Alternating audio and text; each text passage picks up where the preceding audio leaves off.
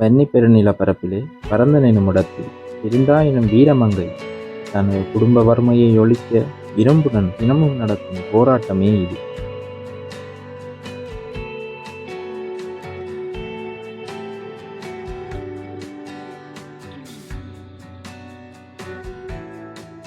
வணக்கம், எங்கள் பேர் பிருந்தா.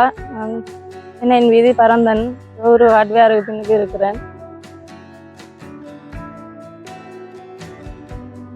மனுஷன் டைம்லே மாஸ்டர் ஓடுறான்னு சொன்னால் எனக்கு பெருமையாக இருக்கு.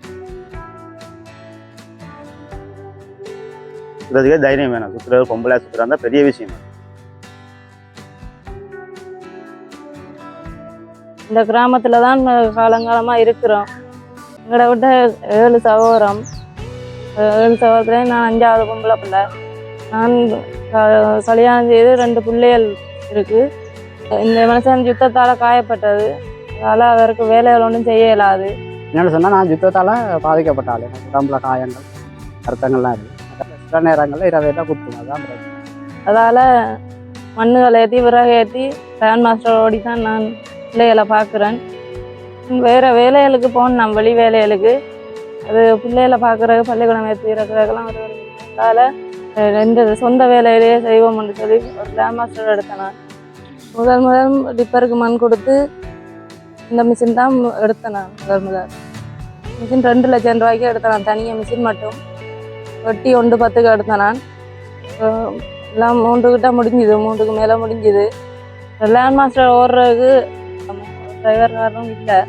அதனால் நானே வயலெல்லாம் ஓடி பழகி மண் ஏற்றி விறகு ஏற்றி தான் ஜீவிச்சு கொண்டிருக்கிறேன். இந்த மனுஷி இன்றைக்கும் மெல்ல உருட்டி இந்த வயல் ஃபுல்லாக உருட்டி தான் இன்றைக்கு பயாரில் ஓடி. இன்றைக்கு நான் இந்த வேலை வந்து கடை வேலை.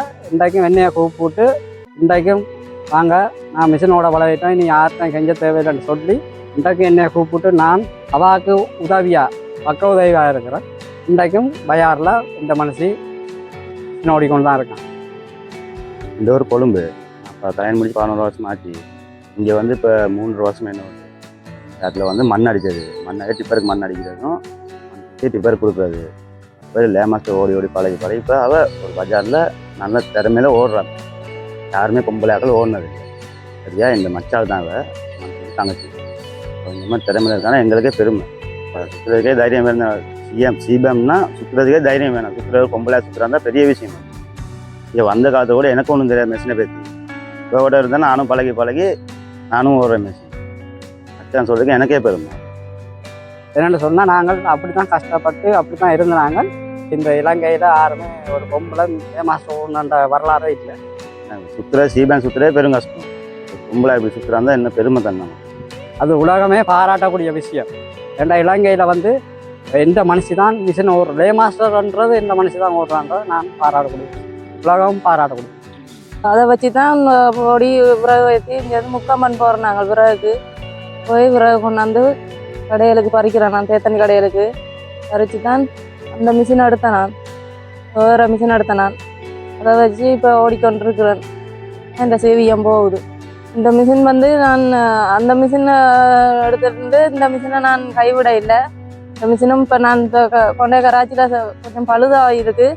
அது செய்கிறதுக்காக தான் வெளியில் எடுத்து விட்டுருக்குறேன். இப்போ இந்த கொண்டு போய் கொடுக்கணும் கராச்சியில். தான் இதையும் செய்தான் ஓடணும் இந்த மிஷினை. எனக்கு ரோட்டு பிரச்சனை. ரோட்டெல்லாம் தண்ணி லேண்ட் மாஸ்டரும் கொண்டு வர இல்லாது இந்த இடத்துக்கு. ரோட்டு வேலையும் செய்து கரண்ட் உதவியும் செய்து வந்தால் உதவியாக இருக்கும் எனக்கு.